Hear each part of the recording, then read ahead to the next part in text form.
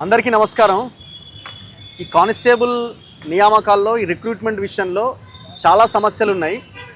First సమస్య ఏంటంటే BRS హయాంలో ఈ లాంగ్ జంప్ మీద పెద్ద ఇష్యూ జరిగింది। ఇప్పుడు ఇవాళ ఈ సమావేశం అయిందంతా కూడా సమావేశం కావడానికి కారణం ఏంటి?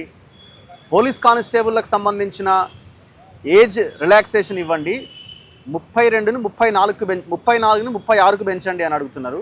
ఎస్ఐలకు సంబంధించి 36, 38కి పెంచండి అని అడుగుతున్నారు। సో ఇక్కడ మెయిన్గా ఇక్కడ సమావేశమైంది దానికోసమే, అదే డిమాండ్తో।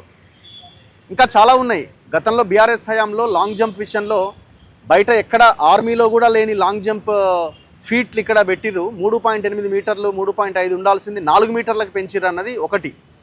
అసలు ఈ టోటల్ రిక్రూట్మెంట్ ప్రాసెస్నే శ్రీనివాసరావును ఆంధ్ర అధికారి చేతిలో పెట్టిరు। ఆయన్ని తొలగించాలి అనేది పెద్ద డిమాండ్। ఆయన కంటిన్యూ అవుతూనే ఉన్నాడు। గత కేసీఆర్ గవర్నమెంట్లో ఏ లాంగ్ జంప్ అయితే పెట్టారో, ఎన్ని మీటర్లు అయితే పెట్టారో అదే 4 మీటర్లు ఇంకా కంటిన్యూ అవుతూనే ఉన్నది। ఇప్పుడున్న ఈ కాంగ్రెస్ వల్లే పెద్ద ఎత్తున ఆ రోజు కొట్లాడారు అధికారం కోసం। మరి ఇప్పుడు వీళ్ళు రిక్రూట్మెంట్ ప్రాసెస్ స్టార్ట్ చేసినప్పుడు 4 ఏళ్ల తర్వాత ఇది ప్రాసెస్ స్టార్ట్ అయింది, నోటిఫికేషన్ ఇచ్చారు, మరి అవన్నీ తీసేయాలి కదా। అండ్ పోలీస్ అధికారులు చెప్తున్నారు 19,000 పోస్టులు ఖాళీ ఉన్నాయని। మరి 7,437 పోస్టులకు ఎందుకు పరిమితం అయ్యారు? ఇంతకుముందు బ్రదర్ చెప్పినట్టు అసలు కొన్ని జిల్లాల్లో పోస్టులే లేవు। రంగారెడ్డి గురించి చెప్తున్నారు, అండ్ యాదాద్రి భువనగిరి జిల్లా గురించి చెప్తున్నారు, పోస్టులే లేవు, వాళ్ళు రాసుకోవడానికి అవకాశం లేదు। మరి వాళ్ళు ఎక్కడ పోవాలా?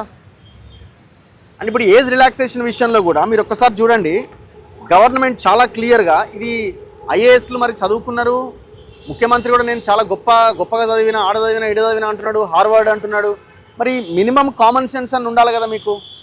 ఇప్పుడు ఇక్కడ చూడండి జీవో నెంబర్, ఇప్పుడు మొత్తం ఏజ్ రిలాక్సేషన్ సంబంధించిన జీవోలు ఇవి 2022 నుంచి ఏజ్ రిలాక్సేషన్ జీవోలు ఇచ్చుకుంటూ వస్తున్నారు। 2012లో జీవో నెంబర్ 48 అని ఇచ్చారు।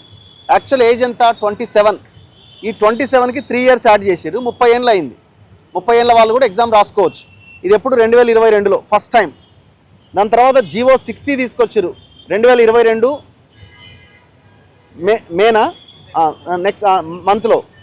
అప్పుడు ఏం చేసినారు, జీవో 48కి ఫస్ట్ రిలీజ్ చేసిన జీవో 48కి అదనంగా ఇంకో 2 ఇయర్స్ పెంచారు, అంటే ప్లస్ 5 ఇయర్స్ పెంచారు।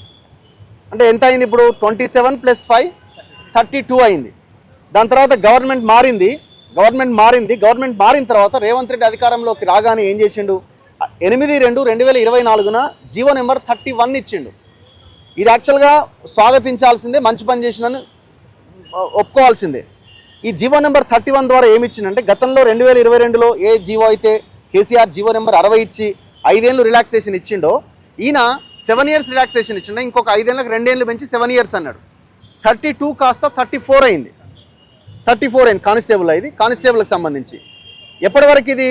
8/2/2024 నుంచి 7/2/2026 వరకు ఇది కంటిన్యూ అవుతుంది, తర్వాత ఎక్స్పైర్ అయిపోతుంది। ఇప్పుడు 7/2/2026 నాటికి ఇది ఎక్స్పైర్ అయిపోయింది।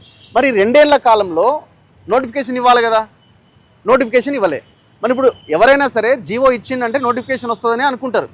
ఈ పిల్లలంతా ఏం చేశారు, ఈ నోటిఫికేషన్ ఇక వస్తుంది, ఏజ్ రిలాక్సేషన్ కూడా ఇచ్చిండు, అబ్బా రేవంత్ రెడ్డి చాలా గొప్ప పని చేసిన, అందరూ పుస్తకాలు తిరిగేయడం మొదలుపెట్టారు, చదువుకోవడం స్టార్ట్ చేశారు, లాంగ్ జంపులని ఇంకా రన్నింగ్ ఇట్లా అన్నింటి మీద ఫోకస్ చేశారు। ఈ 2 సంవత్సరాల కాలంలో జీవో ఇచ్చింది కానీ ఒక్క నోటిఫికేషన్ ఇవ్వలే। మరి తప్పేపడిది ఇక్కడ? సరే అది అయిపోయింది, నోటిఫికేషన్ ఇవ్వలే। నోటిఫికేషన్ ఇవ్వకపోయినా సరే వీళ్ళు వెయిట్ చేశారు, ఇస్తాడేమో అని। ఇప్పుడు జీవో నెంబర్ 87 తీసుకొచ్చిండు। జీవో నెంబర్ 87 ఎందుకంటే ఇది ఎక్స్పైర్ అయిపోయింది కదా। జీవో నెంబర్ 87 18/5/2026న తీసుకొచ్చి జీవో నెంబర్ 31 తర్వాత కొత్తగా రిలాక్సేషన్ ఇచ్చిండు, ఏమని? +5 ఇయర్స్ అని। +7 ఇయర్స్ ఇచ్చినప్పుడు నోటిఫికేషన్ ఇవ్వలేదు, మళ్ళీ జీవో ఏం చేయాలా? సేమ్ కంటిన్యూ చేయాలా, +7 ఇయర్స్ కంటిన్యూ చేయాలి, ఇంకా ఆనాటి నుంచి +7 ఇయర్స్ కంటిన్యూ చేయాలి, అంటే 34 + 36 అన్న చేయాలి। ఏం చేసిండు? +5 ఇయర్స్ పెట్టిండు ఇక్కడ, మళ్ళీ 2 ఏళ్ళు తగ్గించిండు, అంటే గదే 34కి పరిమితం చేసిండు, 32కే పరిమితం చేసిండు। మరి 34కి చేయాలి కదా నువ్వు, మరి జీవో ఎందుకు ఇచ్చినావు? జీవో ఇవ్వకపోయి ఉంటే ఆ రోజున నోటిఫికేషన్ ఇవ్వాలన్న ఉద్దేశం లేదు, జీవో ఇవ్వకపోయి ఉంటే అయిపోయేది, అదే 32 సంవత్సరాలది కంటిన్యూ అయ్యేది। వాళ్ళు ప్రిపరేషన్ అయ్యేవాళ్ళు, వేరే ఎగ్జామ్స్ కోసం ప్రిపేర్ అయ్యేవాళ్ళు, ఇది మనకి ఏజ్ అయిపోయిందని। నువ్వు నోటిఫికేషన్ జీవో ఇస్తావు, నోటిఫికేషన్ ఇవ్వవు, చివరికి ఇప్పుడు ఆ ఏజ్ రిలాక్సేషన్ కుదిస్తావు। ఇగో ఇది జరిగిన మోసం। ఇప్పుడు ఇది ఏ ఐఏఎస్ అయినా చూసినప్పుడు అరే ఇది అన్యాయం కదా, పిల్లల్ని చదువుకోమని జీవో ఇచ్చినాం, జీవో ఇచ్చిన తర్వాత మళ్ళీ మనమే తగ్గిస్తే ఎట్లా అనే మినిమం కామన్ సెన్స్ ఉండాలి కదా. మరి ఇప్పుడు ఆనాడు ఎట్లా ఈ ఈ అన్ని అంశాల మీద కొట్లాడిన బల్మూరి వెంకట్ కానీ అద్దంకి దయాకర్ గారు కానీ, ఎందుకంటే మీరు నిరుద్యోగుల అంశంలో ప్రొయాక్టివ్గా కొంత పనిచేసినట్టు కనబడ్డారు. నిరుద్యోగులకు సంబంధించిన విషయంలో మీరు చిక్కడపల్లి లైబ్రరీకి వెళ్ళి దయాకర్ గారు, మరి మీరు వీళ్ళేం మిమ్మల్ని రోడ్డు మీదకి వచ్చి కొట్లాడమంటలేరు, ముఖ్యమంత్రికి ఒక రిప్రజెంటేషన్ ఇవ్వమంటున్నారు వాళ్ళు. మరి మీరు అంతా మాట్లాడారా? రేపు పొద్దున ఎవరెవరైతే రేపు గ్రాడ్యుయేట్ ఎలక్షన్లో పోటీ చేస్తామంటున్నారు, ఎమ్మెల్సీ ఎలక్షన్లో పోటీ చేయాల్సిన అభ్యర్థులను మీరు తీసుకెళ్ళాలి కదా. అరే గింత ఘోరంగా ఎట్లుంటుంది? ఇంకా చాలా అంశాలు ఉన్నాయి ఇందులో.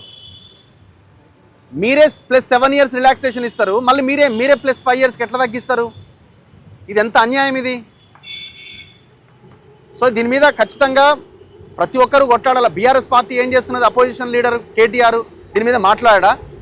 బీజేపీ ఏం చేస్తున్నది? ఆ పార్టీ అధ్యక్షుడు ఏం చేస్తున్నాడు? రామచంద్రరావు. మిగతా పార్టీలు ఎక్కడ పోయినాయి?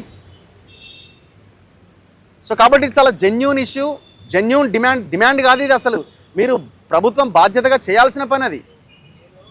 అసలు ఈ ఏజ్ రిలాక్సేషన్ అనే అంశం తెలంగాణ వచ్చిన తర్వాత ఎందుకు స్టార్ట్ అయింది? దొంగలు మీరంతా ఉద్యోగాలు ఇవ్వకపోవడం వల్ల పాపం పిల్లలకు ఉద్యోగాలు నోటిఫికేషన్లు రాక ఏజ్ రిలాక్సేషన్ అనేది స్టార్ట్ అయింది.